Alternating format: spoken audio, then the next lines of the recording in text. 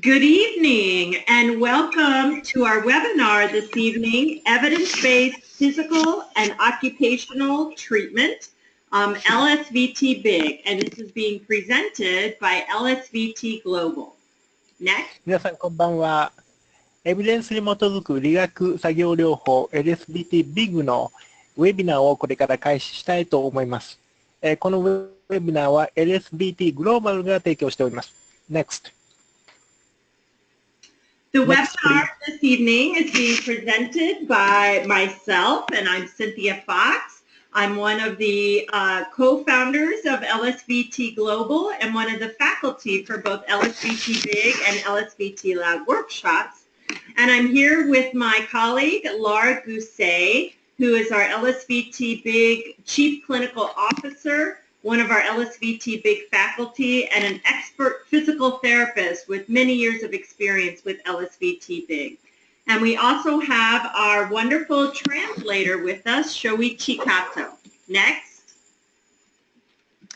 今回のこのプレゼンテーションですが、私、シンシア・フォックスとローラン・グゼが提供しております。シンシア・フォックス、私でありますけれども、私ね、この LSVT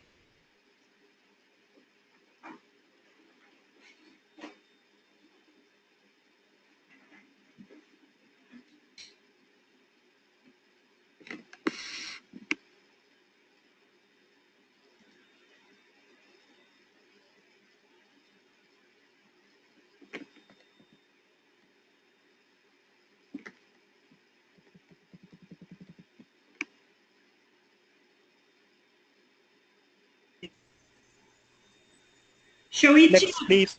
Shoichi, we lost your audio there for a moment. How about now? Yes, that's better. That's better. Okay. Okay? Yep. Let's go next. Okay, so the plan for the webinar this evening is that we'll go over a few logistics, then we'll present the webinar, and then we'll have time at the end for some question and answers.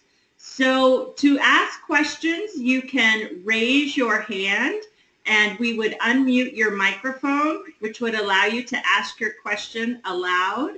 Otherwise, we have some questions that were sent in ahead of time and we'll address those. The third way is that you could email a question in after the webinar and we can go through translation to be able to provide the answers to you. Next. さて、今回の内容でありますけれども、まず最初に配布資料等の説明をいたします。その後、プレゼンテーションを行いまして、プレゼンテーション終了後に質疑応答を行います。さて、この質疑応答の際には、皆様挙手をしてですね、発言をしていただくことになります。その際は手を挙げていただくことになり、そしてその後、こちらで操作をして、皆さんの声がマイクから入るようにいたします。また、質疑応答に関しては、事前に送っていただいておりますので、そちらを使うということもございますし、また、Eメールを通じてですね、終了後に質問を送っていただきましても結構です。Next, please. We'd like to share our disclosures with you that both Laura and I have relationships with LSVT Global and that we're employees of the company and receive reimbursement for speaking and travel adventures that we have. So we just declare this conflict to you. Next. さて、開始に先立ちまして、まず私とローラの立場に関しまして、情報公開をする必要がありますので、そちらを所定の手続きにのっとって行わせていただきます。私とローラ2人ともですね、LSVT グローバルの社員でございまして、こちらと金銭的、非金銭的な関係にあります。従いまして、今回の講義に関しても謝礼金をいただく立場となっておりますので、その点を皆様にまずご説明いたします。Next. The objectives of the presentation this evening are to briefly explain some of the advances in neuroscience and the impact they've had on the field of rehabilitation. Then we'll discuss development and data briefly of the speech treatment protocol LSVT LOUD, and that will be followed by the development data and some of the exercises of the physical or occupational therapy protocol LSVT Big. Next. さて、今回のプレゼンテーションの目的でありますけれども、3つございます。まず第一に、神経科学における最近の進歩と、それがリハビリテーションに対してどのような効果を持っているかということを簡単にご説明いたします。そして次にですね、これまでにすでに有効性の確立している発話療法である LSVT LOUD に関して、その開発及びデータに関してお伝えをいたします。そして最後に LSVT Big のこれまでの開発経緯、データ及び運動訓練法についてご説明をいたします。Next. We always like to recognize that it's really a stunning time today to be in rehabilitation. And what that means is basic science for the value of what we do with exercise and rehabilitation in Parkinson's disease has been elevated. And this has been through the identification of key principles of exercise that drive activity-dependent neuroplasticity. And they've demonstrated that exercise can both improve functioning and may actually slow disease progression. So this idea is exercise is medicine. さて、リハビリテーションの世界では、今日驚くべき時代を迎えていると言えると思います。パーキンソン病における運動訓練の価値についてですね、基礎科学のエビデンスがすでに得られております。そして、活動依存的な神経可塑性を活性化する運動訓練の主要原理が、この基礎科学の研究活動によって見つけられております。運動訓練によって脳機能を改善でき、疾患の進行を遅らせることができるということが実証されています。こうした結果、運動訓練が実に有効な医療であるということが分かっております。Next. So rehabilitation has really become a part of routine management for people with Parkinson's disease. And whereas traditionally it's been managed predominantly neuropharmacologically or neurosurgically, today speech, physical, occupational therapies are as important and early in the management of Parkinson's disease. We also see that with these types of treatments, patients really get empowered because they learn they have something they can do to take control and improve communication and movement with their Parkinson's disease. Next. すでにですね、今日の医療、パーキンソン病の医療においては、リハビリテーションが症状管理の定石となっております。これまでは薬事療法であるとか、あるいは神経外科的な療法が中心でございましたけれども、今では発話、理学作業療法というのが大変有効性があると認められるようになっておりまして、これが症状管理の非常に早い段階においてですね、導入されるようになっております。そして、このリハビリテーションを行うことによって、皆さんは実際に自分の動作の可動域を広げることができ、あるいは発話を改善し、人々に理解してもらえるようになり、これが彼らにとって大変勇気づけにもなっているわけであります。Next. So let's take a look at a video of a gentleman who was 71 years old. It was 14 years post-diagnosis of Parkinson's disease when he was treated. He was referred to physical therapy because slowness and difficulty walking, a history of falling, and problems with freezing. He was optimized on his medications, and Hoehn-Yahr stage 3, which would be mid-stage, moderate stage of Parkinson's disease.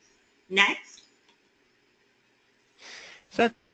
ここで皆様にビデオをお見せしたいと思います。このビデオでお見せするのはですね、パーキンソン病と診断され、その診断14年後に我々のこの LSVT の治療法を受けられた当時71歳の男性であります。この方はですね、このパーキンソン病の影響により、歩行緩慢であるとか、あるいは転倒の症状が見られました。そして、我々のところに来た当時、抗パーキンソン病薬による最適化された薬物療法を受けておりました。その時のいわゆる重症度分類が3、これは中等度のパーキンソン病であります。Next. So the videos through the webinar, sometimes the quality is not as good as we would like. So we just want you to know that you can also view this video after the webinar on our website. And so you see our website address there. And if you click the news and video link, you'll be able to see this webinar. And as Shoichi translates that, I'll pull up the video. さて、このビデオでありますけれども、こちらはですね、ウェビナーでお見せする際には、どうも少しビデオの質が良くないという問題がございますので、このお見せした後、また今日のプレゼンテーション終了後にですね、ぜひ今ありました、このウェブのページに行っていただき、ウェブサイトに行っていただき、ビデオをご覧になっていただきたいと思います。このウェブサイトからニュース、ビデオのリンクに入り、そちらからこのビデオを閲覧していただくことができます。Next. Okay, and the video is not wanting to play this way, so just a moment, a little technical glitch, and I'll get the video here to work. I thought it would play the other way, but it won't, so just one moment. 今、ビデオがですね、少し技術的な問題で、うまく機能しておりませんので、少々お待ちください。こちらで調整を試みてみます。And there's no audio in this video, so you'll only watch. What you'll see is on the left-hand side, the patient walking out of the clinic after the first day of treatment, and then on the right-hand side, him walking out after the last day of treatment. でこのビデオは音声はついておりません。簡単に説明しますと、左側がこの患者さんが LSVT Big を開始される前に撮った映像であります。そして同じルートの歩行を LSVT の治療後にしていただいたのが右側であります。So you can see pre-treatment, he has smaller, slower steps. He's using a cane. He had a little bit of hesitation or freezing at the doorway. で、左側を見ていただきますと、これが治療前でございますけれども、見ていただいて分かるように、この歩行の歩幅が非常に狭くなっているということ、そして左側の治療前には、この杖を使っているということ、そしてドアのあたりを出るときに少しですね、躊躇して、そこですくみ足の症状が出ていたということがお分かりかと思います。And after treatment, he has much bigger steps. He's walking faster. He has better arm swing, and he's keeping it up. So it wasn't just for a few steps and then went away, but he's really thinking big and utilizing that improved gait. で、右側を見ていただいてお分かりになったかと思いますが、その歩行のスピードが速かったし、あるいは腕の振りもしっかりとしていました。それからですね、そのようなしっかりとした動作というのが最初の数歩だけということではなくて、最後まで続いていた。ということは、彼は自分の動作を大きくするように、自分で意識して、このように歩くことができていたということです。Next. So in terms of his outcomes, he had some nice changes that are listed on this slide. He reduced his falls. He actually got rid of his cane. He increased his speed and endurance. But more importantly, his goal was to get better at walking so he could do things like go to the movies, play with his grandchildren, and being with family and friends. Next. さて、この治療によって大変良い結果がこの男性に関しては出たということがお分かりかと思います。この前に比べて転倒の回数は全くなくなりましたし、また杖も必要ではなくなったわけであります。歩行のスピードもですね、あるいは彼の持久力というのも改善しております。そして、何よりも重要なのは、この下にあるようにですね、彼にとって大きな目的であった歩行を改善する、映画に行けるようになる、お孫さんと遊ぶ、ディナーを家族と楽しむなどの達成できたということです。Next. So let's talk about where all this work began. Next. 我々の原点はどこかという説明をします。Next. This is a picture of Mrs. Lee Silverman of Lee Silverman Voice Treatment, and it was because of her family's expressed wish, if only we could hear and understand her, that Dr. Ramig began the work that is today known as LSVT. Next. この LSVT というのは、この写真の女性、リー・シルバーさんの名前から取ったリー・シルバーマン・ボイス・トリートメントという名前であります。名称であります。この方のご家族がですね、この患者さんの声が聞こえるようになれば理解できるようになるのにというふうに思っておられた。その声を反映してですね、ラミッグ先生が LSVT という発話療法を開発しました。Next. And that began what has now been a 25 plus year journey from that invention of the treatment to the scale up. And we've had over $8 million in funding of research to be able to understand that the treatment works, as well as underlying mechanisms of how the treatment works. And in later stages of research, it's all about implementing them, the treatment that we've developed scientifically, into clinical practice. Next. さて、それ以降ですね、この LSVT という治療法に関しては、NHI などからの800万ドルを超える資金の提供を受けまして、25年以上にわたって多くの研究活動が行われてきました。その中で、この治療法の確立、また、この治療法がいかにどのような形で機能しているかということのメカニズムの理解、そして、この治療を具体的にどのように実践していくかという臨床面での開発も行われまして、現在の姿になっているわけであります。Next. And today, LSVT LOUD is considered the gold standard for speech treatment, and LSVT Big is gaining traction as a very powerful protocol to improve movement. So we have over 16,000 LSVT LOUD clinicians in 69 countries and over 10,000 LSVT Big certified clinicians in 38 countries. Next. この研究開発の結果ですね、すでに LSVT LOUD というのは、パーキンソン病患者のための言語治療に関するグローバルスタンダードとみなされるようになっております。そして今日ではおよそ69カ国で1万6000名以上の LOUD 認定臨床家が誕生しております。また LSVT の BIG に関してもこれまでに多くの臨床家の注目を集めるようになりまして、そして現在では38カ国で1万名以上の BIG の認定臨床家が誕生しております。Next. The LSVT programs have been administered in a way that really challenged the impaired system of people with Parkinson's disease. And the techniques are very specific in that they address the bradykinesia and hypokinesia in terms of motor symptoms, as well as the sensory deficit of kinesthetic awareness. So we retrain normal perception of the right amount of loudness for speech and the right amount of amplitude in terms of bigness for movement. Next. この LSVT のプログラムというのは、障害のあるシステムを刺激するために集中的な方法で実施されるように開発されております。そしてパーキンソン病特有のですね、障害に対して特化した効能を示すようになっております。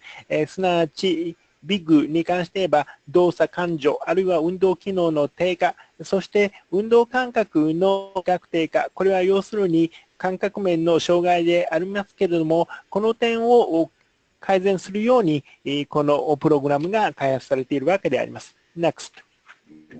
And so the target in LSVT LOUD is to use loudness to improve things that happen with Parkinson's, and that the patient may not take a big enough breath, may not close their vocal folds all the way, open their mouth all the way, so what comes out is soft speech. With that one cue of loudness, we can stimulate better breath support, better vocal fold closure, and out comes louder speech. And it's always important to recognize this is healthy, normal loudness, not teaching somebody to talk too loud.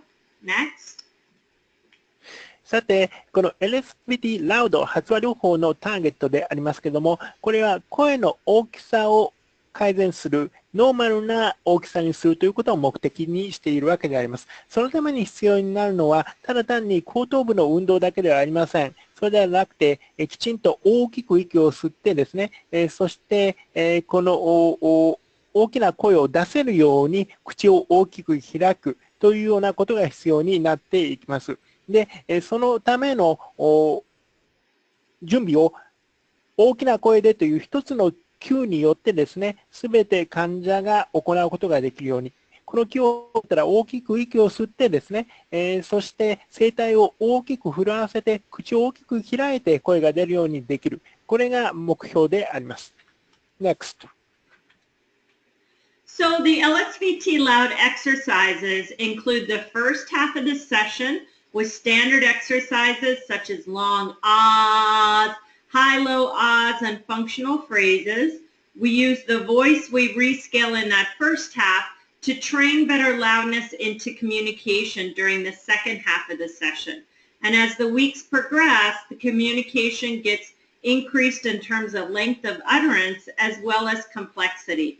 And we share these with you simply as the basis for what we do with our LSVT Big exercises. Next.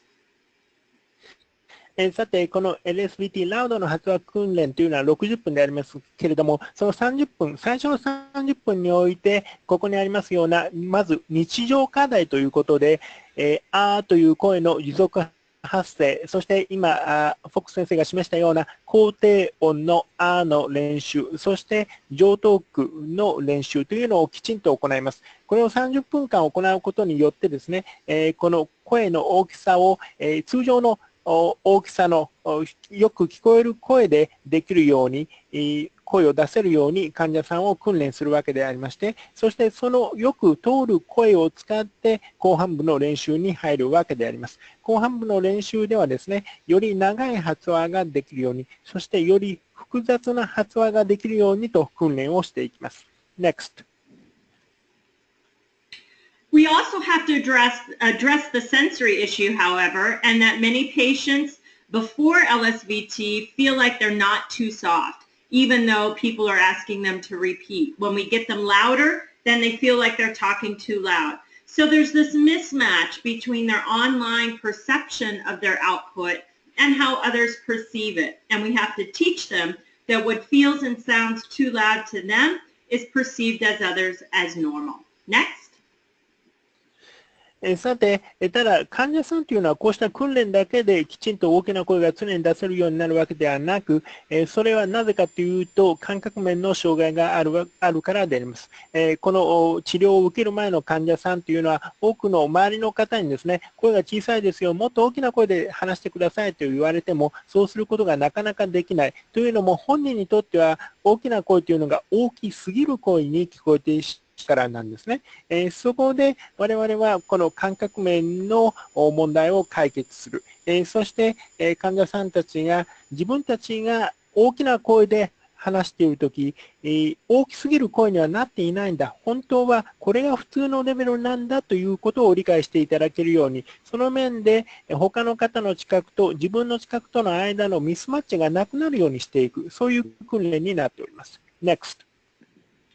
So we've established clinical efficacy, and this was our first study that we published that showed that voice treatment can work and last in Parkinson's.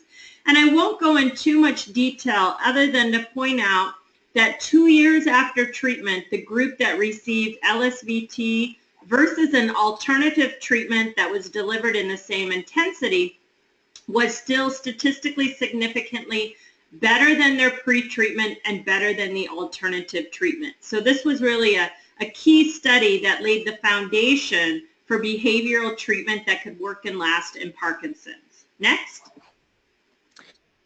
で、このパーキンソン病に対する LSVT の治療のですね、有効性というのを確立しているのがこの資料でございます。これは LSVT LOUD でありますが、これを別の療法と比較してみました。そしてあまり詳細には入りませんけれども、ポイントをこの訓練を行った2年後、24ヶ月後を見てみると、その時点でも LSVT LOUD の方が統計的に見て優位な差をですね、この別の療法に対して持っていたということであります。この声の大きさが維持されているということが明確にわかるわけであります。Next.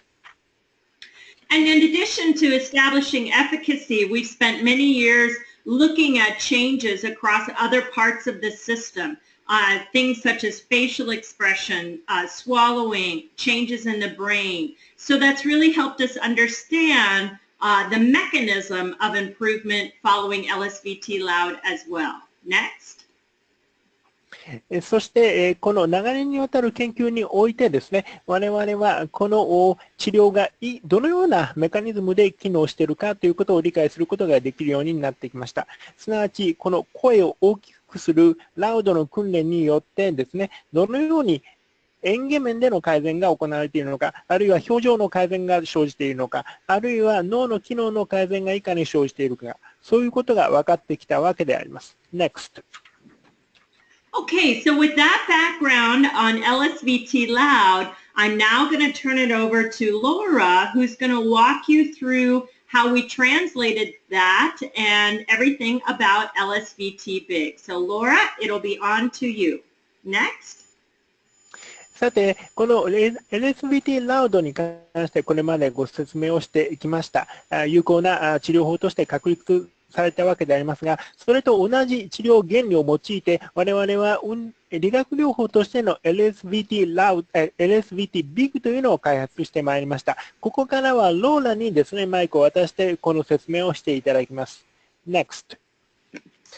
Thank you, Cynthia. So after all of these years establishing the efficacy of LSVT LOUD, the question came about how could we translate those same principles from the speech motor system to the limb motor system. さて、今、シンシアがですね、説明をしたように、我々は LOUD というものをベースにして、この LSVT Big を開発してきました。この同じ原理を適用しているわけでありますが、もちろんこれは簡単なわけではなくですね、この発話運動系の治療法である LOUD の有効性を、これを体の行動のですね、運動系の方にどのように反映させていくかということでありました。So in the early 2000s, a direct translation from the LSVT LOUD to the LSVT protocol began. そして2000年代の前半にですね、この LOUD に基づいたBIG の開発というのが始まったわけであります。You'll see here that the fundamentals of LSVT Big are the same fundamentals that were proven to be effective for LSVT LOUD. We have a target of amplitude, so bigness of movement, a mode that's intensive, and we also work towards calibration so that those movements can be generalized into daily life.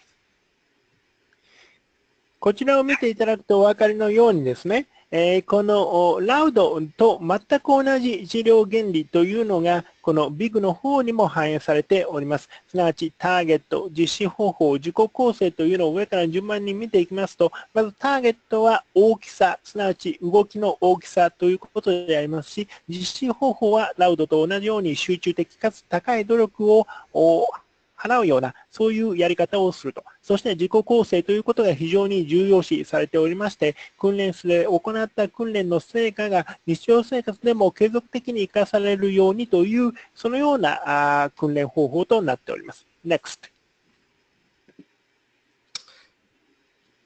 Okay, you can click through those, Cynthia, and just go to the next slide, please. So with LSVT Big, we also see a spread of effect. Even though we're focusing on increasing the amplitude of movements throughout the whole body, we find that after LSVT Big, many other things improve, such as balance, posture, coordination, endurance, and so on. Next. さて、このターゲットというのはですね、大きさ、すなわち動きの大きさに絞られているわけであります。しかし、LOUDの時と同じようにですね、この大きさにターゲットを絞ることによって、様々な効果が得られることが分かりました。すなわち患者さんのバランスのですね、改善であるとか、姿勢の改善、あるいは動きのコーディネーションの改善であるとか、そうした面で、多くの良い効果が生まれてくるのが分かったわけであります。Next. The mode of LSVT Big is intensive, so it's always a one-on-one intervention, not a group treatment, provided by someone that has taken a certification course, a physical therapist or an occupational therapist. The time of practice, you can see, is 4 days per week for 4 weeks. The sessions are hour-long. And during that month, the patient has daily homework assignments and carryover assignments. Next. さて、実習方法でありますけれども、これはやはり集中的な訓練でありますので、グループでの訓練ということは行いません。患者さんとですね、そして、認定を受けた理学療法士なし作業療法士が1対1で行うということになっております。また訓練の回数はこちらにありますように、1週間に連続4日を4週間、1ヶ月に16回のセッション、1回60分のセッションということでありまして、また毎日効果持続のための課題と、そして宿題がこれとはまた別にですね、出されるわけであります。Next. In people with Parkinson's, we have discovered that there is also a mismatch between how they perceive their movement to be and how others perceive it. For example, very often patients are unaware that their arms aren't swinging or their steps are small until they're shown on a video camera. And so when they discover that, as we show them, oftentimes they say, I had no idea how small my world had become. And when we first begin to stimulate them to move bigger, and by bigger I mean more normal, it feels too big to them. They might say, I can't move like this. People will think I'm crazy, even though to outsiders this bigger movement looks very normal. Next slide. LOUD の患者さんの場合と同じようにですね、BIG の患者さんの場合にも自己構成ということが非常に大事になります。というのはどうしてかというと、患者さん自身が思っている近くが見ている患者さんの動きの大きさ、比較をしますと、非常にミスマッチがあるわけですね。患者さんは自分の動きの大きさというのをきちんと理解できていないわけであります。ビデオを撮って患者さんにですね、その動きがいかに小さくなっているかというのをお見せするとですね、こんなに小さくなっていたのかという反応がよくあるわけでありまして、実際に彼らの腕の振りは非常に小さくなってしまっているし、あるいは歩幅というのも非常に小さいわけなんですね。そのことが患者さん自身には知覚できない、うまくわかんないわけであります。そこで我々がこの治療の際にですね、もっと大きな動きでというふうに言うと、患者さんは往々にしてこんな大きな動きはできないよと、そういう反応を返していきます。これではまるで正気を失ったと思われてしまうんじゃないかというふうにまで考えてしまうんですね。Next. So this little schematic represents the problem of movement in Parkinson's disease. On the bottom, you see that because of the pathology of the disease on the basal ganglia, there's reduced amplitude of motor output to the limbs and to the body, and therefore movements become too small and too slow. But there's problems with the person being aware that their movements are too small and too slow. And on top of that, there are non-motor deficits that make it difficult for a person to remember to use their bigger movements or cue themselves. And so it becomes a cycle that worsens or becomes more vigorous over time. この患者さんたちが往々にして陥っているですね、悪循環というのがございます。これは治療前の状況でありますけれども、まず一番下を見てください。この患者さんがパーキンソン病の症状によってですね、運動出力の大きさが低下してしまう。すなわち、右に動きまして、動きが実際小さくなってしまうわけであります。ただ、患者さんはですね、先ほど申し上げたように感覚面での障害がありますので、小さくなった動きを小さいと自分では知覚できないわけであります。それがあるために左側に移りますけども、自分でですね、動きを大きくするようにキューを出せない、自己キューイングの障害があるわけなんです。だから、また動きが大きくならない、そして小さな動きが生み出されてしまうというような悪循環ですね。Next. So the way that we treat this in LSVT Big is to drive people intensively to produce larger movements during the therapy session through exercises and through functional practice using larger movements. We also work very hard on improving their awareness of how much effort it takes and what that feels like to produce movement that is normal in scale.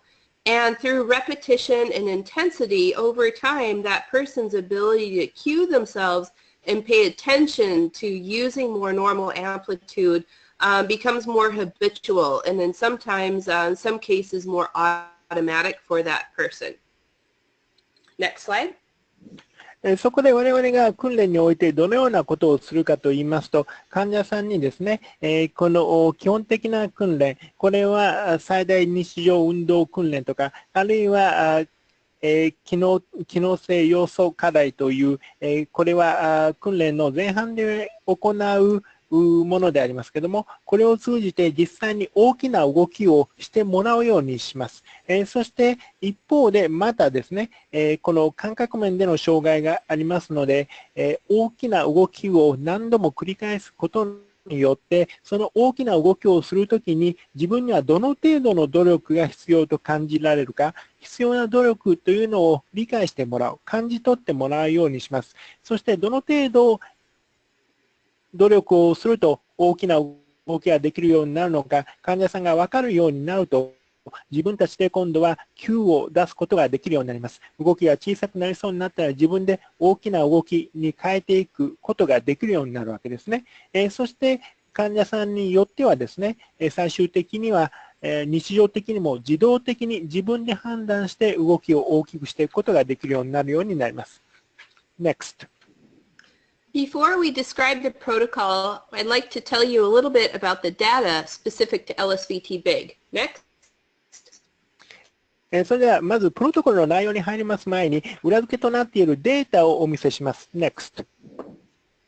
The key randomized control trial done on LSVT Big came out of Berlin, where 60 patients were randomized into 3 groups. 20 did LSVT Big, 20 did Nordic walking, and 20 did a home exercise program.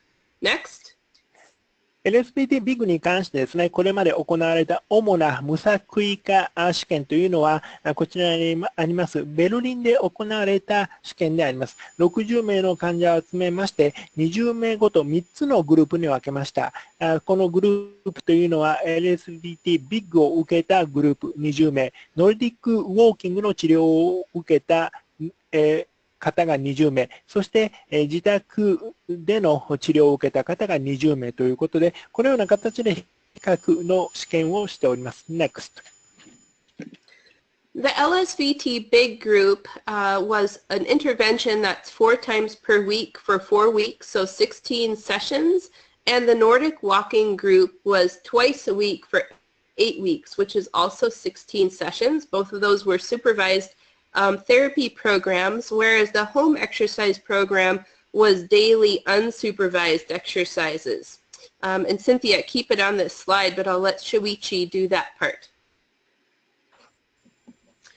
はい。それでですね、この3つの治療法の違いということでありますけれども、まず LSVT Big に関しては、先ほど申し上げたように、1週間、週4回、週4日連続で4週間、計16回のセッションですね。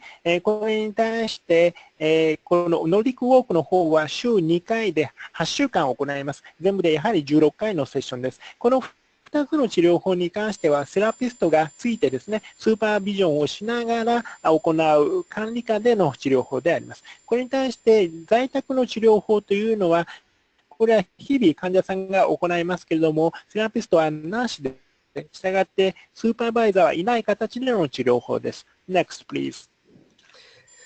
So on this, the primary outcome variable was the Unified Parkinson's Disease Rating Scale motor score, where an improvement in function indicates a reduction or a decrease in score. On this graph, you can see the dashed line was the LSVT Big group, and they were the only ones to make improvements in that motor score. The amount of improvement was significant, as well as the change between the groups, whereas the Nordic walking and BIG and home exercise program group actually worsened slightly. で、こちらのグラフを見ていただきます。Next.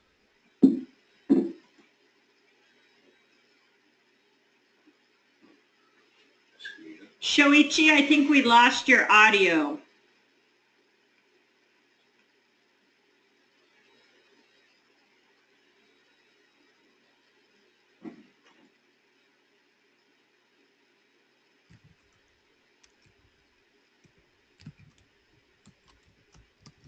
I think we lost our translator for a moment. It looks like maybe his internet connection went out. Hang tight. I think he'll join us back on.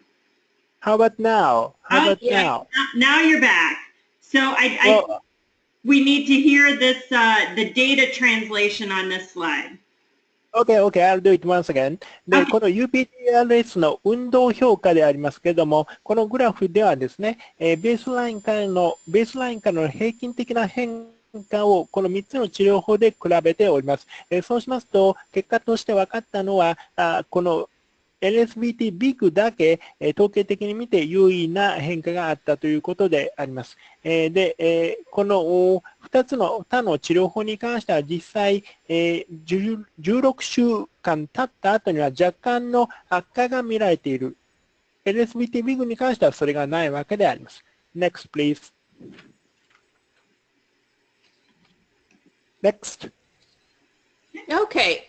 So the goal of LSVT Big is to really normalize movement amplitude that we need in everyday life. And this can be with mobility tasks that you see. This can be with fine motor tasks because even small movements such as writing or buttoning become too small with Parkinson's disease. And this can be also with activities of daily living such as dressing, toileting, bathing, etc. Next. LSVT Big のゴールを示したのがこのスライドでありますけれども、まず移動タスクですね。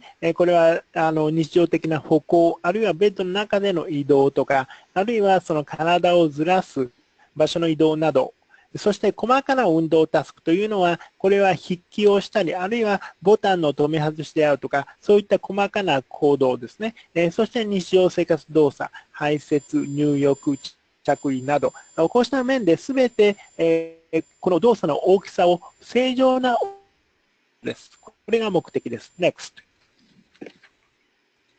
On this slide, you're going to see an example of improvement in the size of a person's writing through LSVT Big over the course of 4 weeks.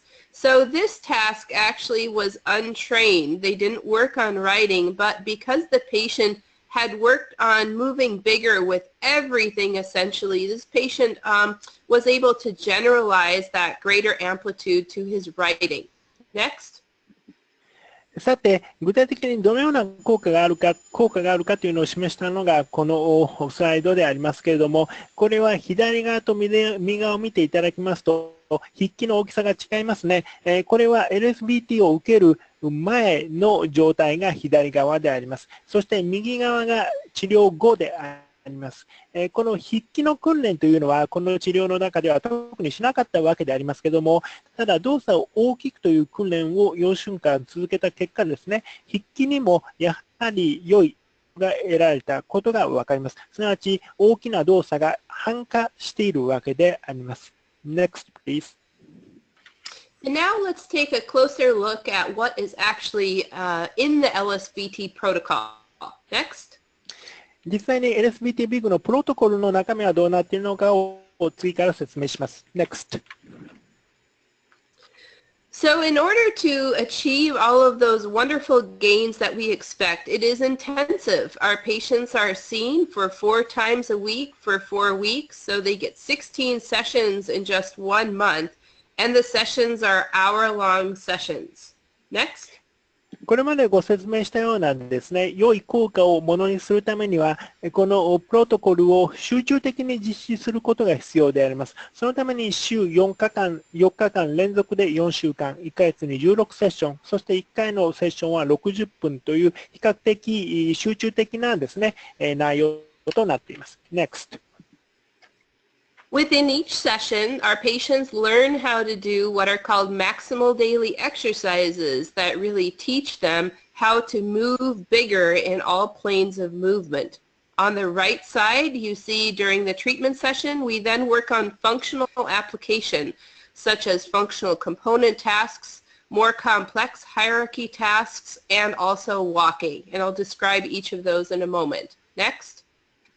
で、具体的にこの治療セッションの中で行うのはこちらにある内容でありますが、まず治療の前半で左側にある最大日常運動課題というのを行います。これは動きを大きくする訓練で、非常に単純な内容です。右側は機能的要素課題という日常を使うような動作を一つ一つ練習する。そして階層的課題、大きな歩行法という内容になっています。これをこれから説明いたします。Next. When you learn how to deliver LSVT Big as a therapist, you're going to be learning these core exercises I'm going to be showing you, but also you're going to learn how to adapt them for people that are lower functioning and progress them for people that are higher functioning.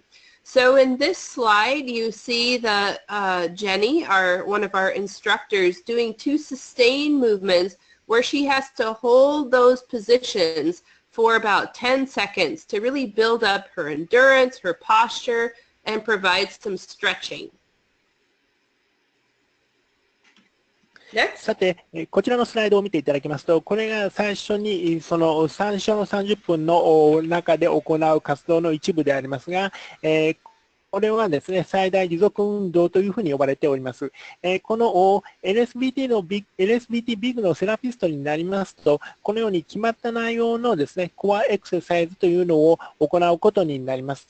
このですね、最大日常運動訓練でありますけれども、この一番シンプルな内容というのは、決まった形があります。決まった形がありますが、ただ機能面でですね、そのレベルの低い難度の大きい患者さんに対しては、この内容を多少とも簡単なものにするような修正が可能でありますし、あるいは動きの幅がまだかなり大きい方に関しては、よりチャレンジングな内容にするとですね、修正をすることも可能です。そうしたことを我々の資格認定訓練の中で受けていただいて、そして患者さんに対して適用するということになります。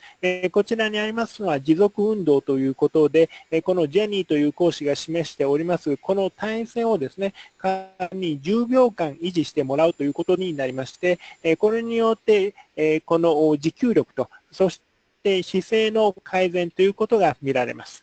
Next, please. The next 3 exercises are repetitive stepping movements where the patient steps forward, sideways, and backwards with the largest amplitude they can in a safe manner. So it's not so big that they're losing their balance or causing pain, but it's as big as they can produce to really override that tendency to move small that is part of Parkinson's disease. Next.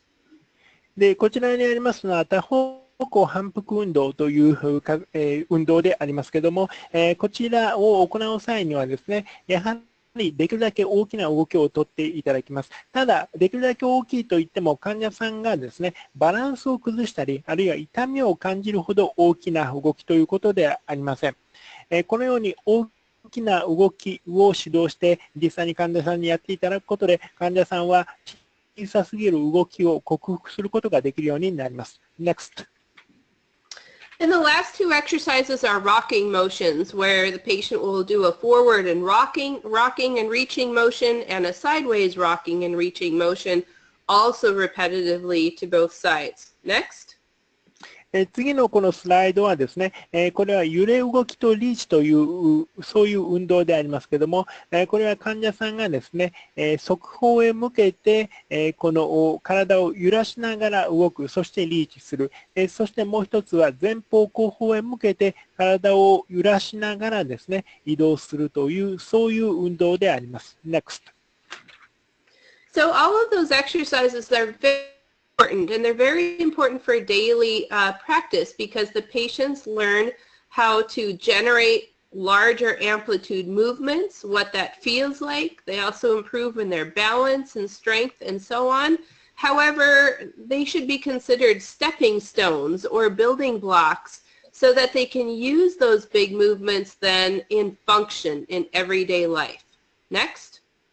で、今ご説明したですね、運動の内容というのは、これは非常に基礎的なものでありまして、最大日常運動課題と言っておりますけれども、これは一つ一つの動きを大きく行うことができるようにという訓練であり、これによって患者さんは持久力や、あるいはバランスも磨くことができるようになります。ただ、これが目的というわけではなく、これはですね、より高度な訓練、例えば次にあります、機能的要素課題の訓練などにこれが組み込まれていって、より日常的な動きを大きく行うことができるようにされて、足がかりとなる訓練ですね。一番基礎的な訓練です。Next.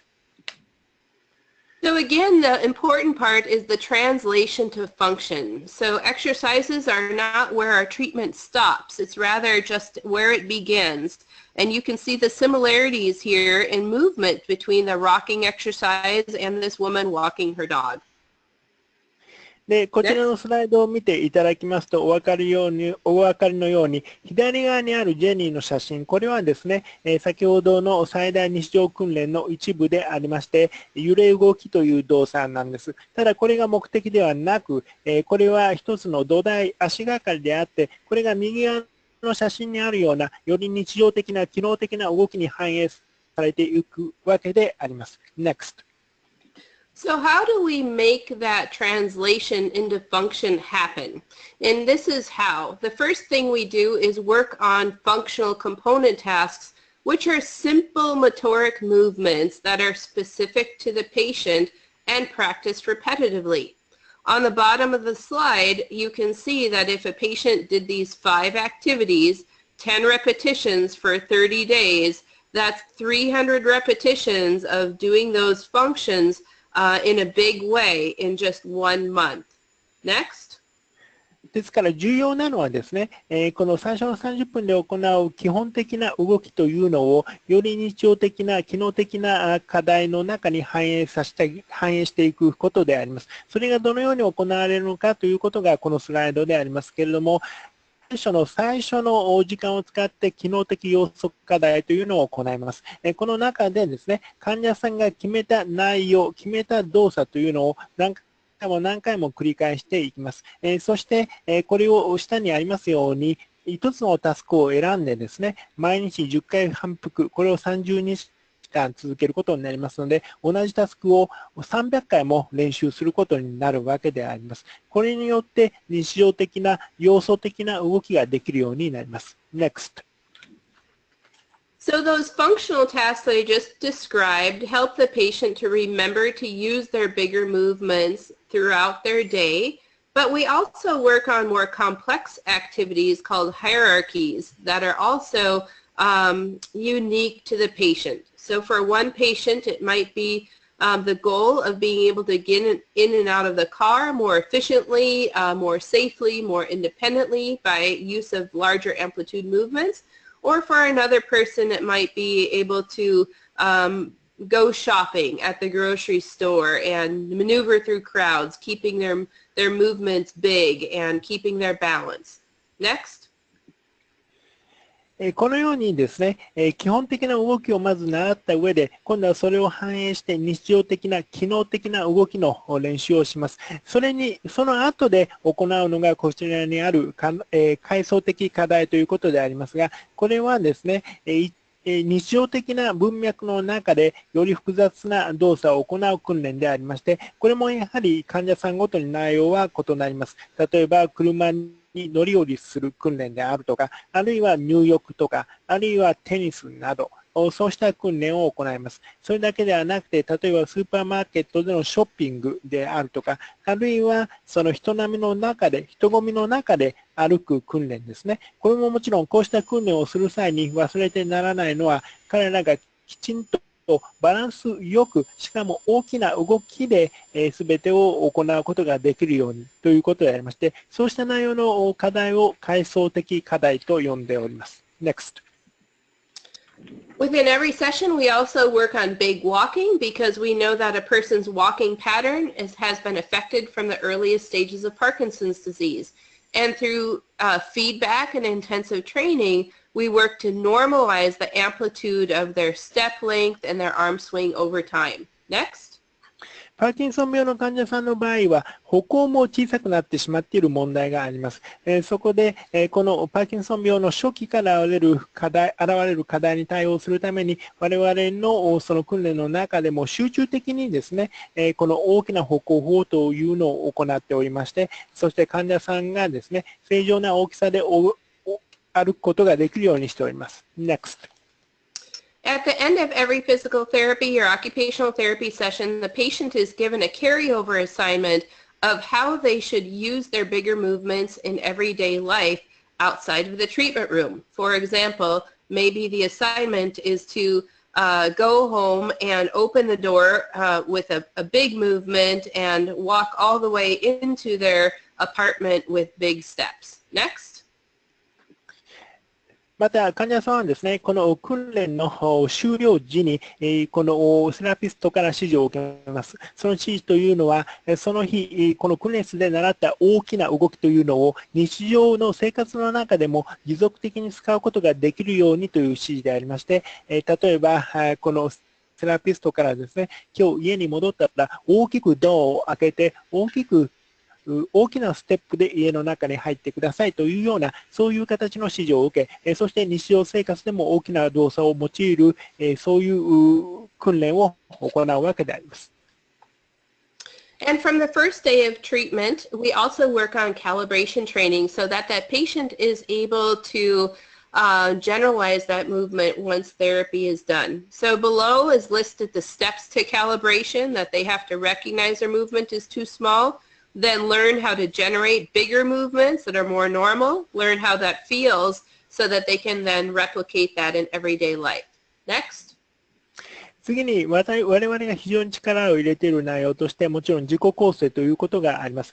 患者さんは自分できちんと注意をしてですね、自分のその感覚処理を使って常に行動が大きくなるようにしていくわけであります。自己構成ができるようになるにはいくつかのステップがありまして、それが下にありますけれども、まず患者さんが小さな動きに関しては自分で気づくようにする。そしてまたその大きな動作の訓練をする中で、大きな動きをするときにはどのような感覚なのかというのを学習してもらうと。そしてそれを使って日常の動作の中できちんと小さな動きになったら気づいて、大きな動きに改めるようにすることができるようにしていくわけであります。Next.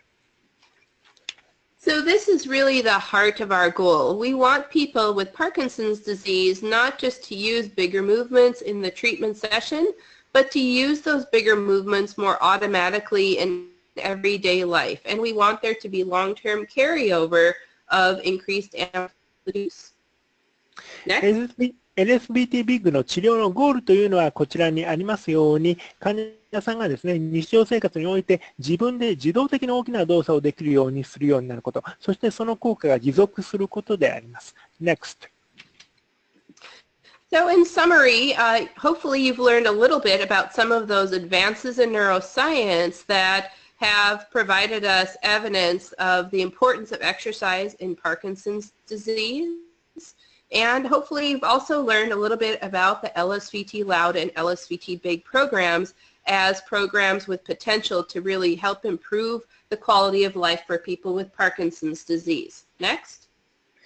まとめでありますけれども、今日短いセッションでありましたが、皆さんにお伝えしたかったことであります。まず神経科学の最近の進歩によってですね、この運動訓練のプロトコルが患者さんの行動を行動の大きさや、あるいは発話の大きさを改善するために非常に役立つことが分かってきたということ。そして何よりも重要なのは、この LSVT Big というのが実際に患者さんの動作を改善することができ、彼らの生活の質を上げることができるということであります。Next.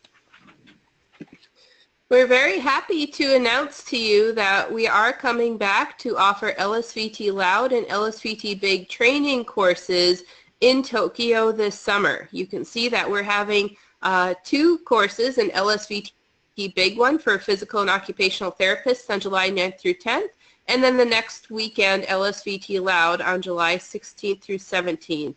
And the link to register for these courses is here. Next. 大変嬉しいことにですね、我々今年もまた日本で LSVT プログラムの認定講習会を開くことができることになりました。まず、BIG の方の講習会、こちらが今年の7月9日と10日の週末ですね。そして次の7月16日と17日の週末に LOUD の方の講習会をすることが決まっております。ぜひ参加していただきたいと思いますが、参加登録のためにはこのウェブサイトにアクセスをしていただきたいと思います。Next. Here's some information on how to learn more. If you have questions after today's webinar, you could certainly access that same link on the previous screen to email questions, and we can respond to them for you. If you're able to understand English, we also have a variety of other free webinars that you can view yourself or share with others. They've been recorded, and so they're free and available on demand. And lastly, we also have homework helper DVDs of the exercises found in the LSVT protocols so that patients can use them during their month of treatment and afterwards. And those are found in the links below. Next. さて、さらに学びたい方にはですね、このような方法があります。まず、今日のこのウェビナーを受けて質問がある方に関しては、前のスライドにあったですね、一番下のところの参加登録の仕方のウェブサイト、あちらにアクセスして、あちらから E メールで送っていただくことが可能です。そして今日のこのウェビナーの内容を復習したい方、あるいは他の無料ウェビナーの内容を見たり、あるいは同僚の方とシェアしたい方には、こちらにありますウェブサイト、上の方ですね、を使っていただきたいと思います。また LSVT Big の動作訓練法に関して、あるいは発話訓練法に関して、詳しく学びたいという方に関しては、これは患者さん向けに我々が用意しております LSVT ホームワークヘルパー DVD というのがありますので、こちらをこの一番下にある、このサイトにアクセスして、ぜひご入手していただきたいと思います。Next, please. The quote you see here was given by a woman with Parkinson's that went through both LSVT Big and LSVT LOUD, and it really is the heart of our message to both clinicians and to people with Parkinson's, is that it is possible to take charge of your life even with Parkinson's, and it is possible for your will to override your brain, and it is possible to have power over Parkinson's, and it's that empowering message that we really want you to take home and consider also how you can offer this empowerment to your patients should you become trained in LSVT Big. Next.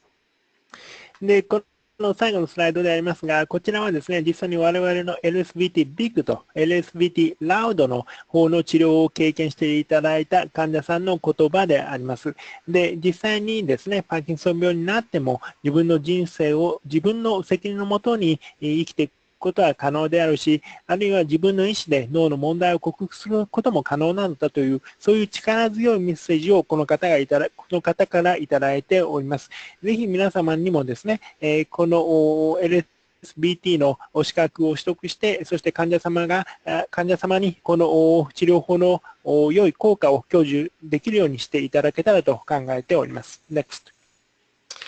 So with this, I'm going to turn it back over to Dr. Cynthia Fox for a wrap-up and questions. それではシンシア・フォックス先生にですね、マイクを移しまして、ラップアップと、それから質疑応答という形に参りたいと思います。Please.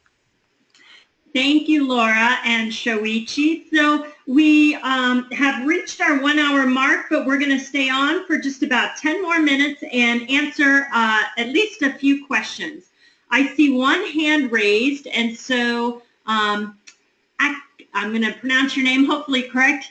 Akinari, I'll unmute your mic and you'll be able to ask your question, and then Shoichi can translate. So let's see if you can ask your question.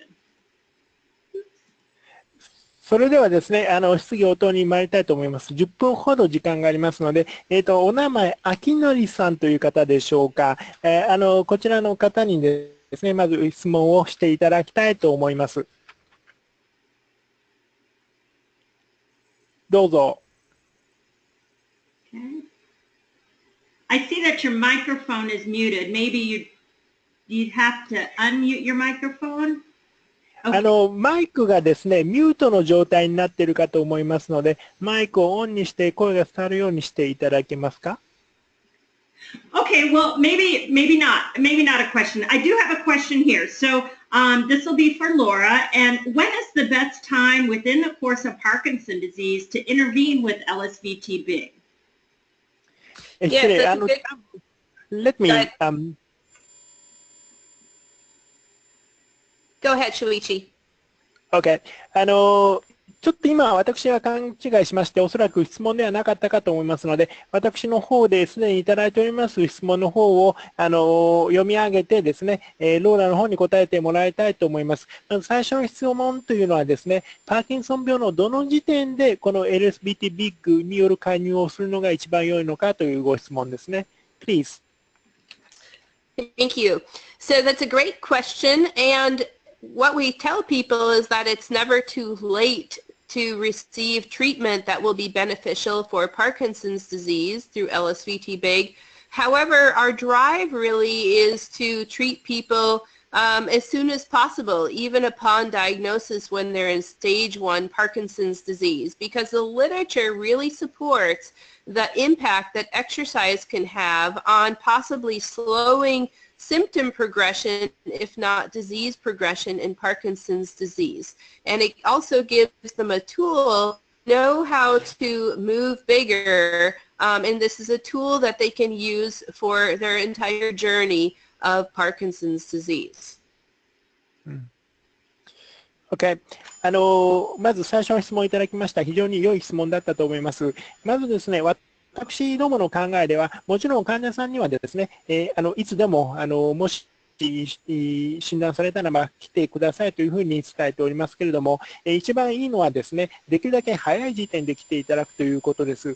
例えば診断されて、まだステージ1だということが分かった患者さんでもですね、ぜひすぐに来ていただきたいというふうに我々としては考えています。というのも、これまで出てきておるこの様々な文献によってもですね、実際このビッグの治療法を早めに受けることによってですね、もちろんパーキンソン病という病気の進み具合を遅くすることは難しいわけでありますけれども、ただ症状の進展を遅らせることは可能だということがよく分かっております。まずその1点がありますし、もう1点ですね、このビッグの治療法、この訓練を受けると、これによって患者さんは一生涯自分がですね、使っていくことのできる支えとなるツールといいますか、武器を得ることができるわけでありますので、これを早い段階で身につけてほしいと思いまして、できるだけ早い段階で来ていただくように考えております。Okay. Okay, excellent. Next question. What about patients with atypical Parkinson's disease? Do you work differently with them, or is it the same protocol? 次の質問というのはですね、これはその非定型型のパーキンソン病の方に関してはどのようにしたらいいのか、すなわち通常の定型型のパーキンソン病の方とは違う治療の仕方をするのかという質問です。Please. So the protocol will be the same, and in fact we find that it's very valuable for people with atypical Parkinson's disease, since medication isn't normally as effective and the progression can be somewhat faster with the atypical Parkinsonisms. And so we found LSVT Big to be extremely helpful in many of those atypical Parkinsonisms. ありがとうございます。このですね、非定型パーキンソン病の方に関しても、我々はプロトコルは全く変えないで、この治療法というのを実践しております。この非定型型の患者さんの場合ですね、実際にその他の療法、薬事療法などがあまり効果がないという、そういう問題がありますし、また、定型型のパーキンソン病に比べてですね、どうしてもその進行が早いという問題があります。これに対して、ビッグの治療法というのは大きな効果を出すことができますので、我々としては同じプロトコルで対応しております。Next, please. So Shoichi, we actually had someone type in a question, and I think I've copied it and pasted it to the slide. So I'm not sure if that got the full question, but perhaps we could translate that. Okay. So if a patient has a very stiff and rigid body, then then is it okay to give an additional size and plus alpha activities or after LSVT treatment? That was one of the questions that I first had when I took the certification course as well. However, what I found, because of the nature of the exercises, there's much built-in trunk rotation stretching and dynamic stretching in many of the exercises. Some of the studies that have been done on LSVT Big also found that trunk rotation is one of the things that improves, and that improvement has been statistically significant. So what you're going to find with your patients is through the LSVT protocol, that rigidity that you see in the trunk and proximally is going to improve really significantly just through the sheer nature of the protocol. So the point is that they don't have to give additional. Correct. ですね、このご質問いただいた回答でありますけれども、追加のそうした運動は基本的には必要ないということであります。実際、ローラがですね、この LSVT Big のこの治療法の資格を得た際にですね、同じ疑問を持っていました。ただ分かったのはですね、この LSVT Big の内容の中にですね、非常にダイナミックなストレッチングの要素などがすでに入っているわけでありますし、あるいは文献によってもですね、LSVT Big のこの運動によって体幹の改善などに関しては非常に優位なですね、改善が見られるということであります。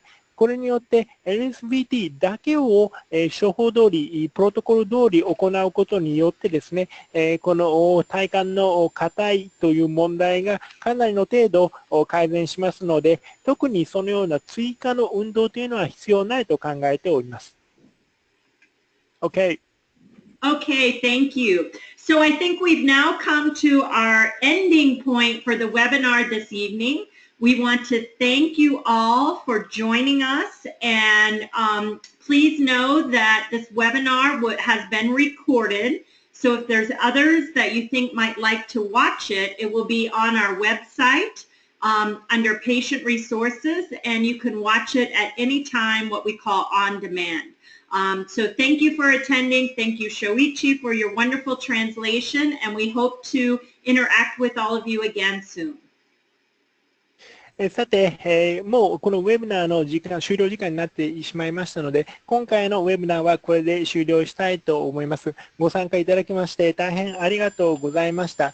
また、今回のこのウェビナーに関しては、レコーディングもしておりますし、また、その他のウェビナーのレコードをしたものもですね、我々のサイトでアクセス可能でありますので、興味のある方はぜひそちらでアクセスしていただきたいと思います。また、様々なですね、患者さん向けの我々の素材というのが、このウェブからダウンロードできるようになっておりますので、そちらもぜひご利用いただきたいと思います。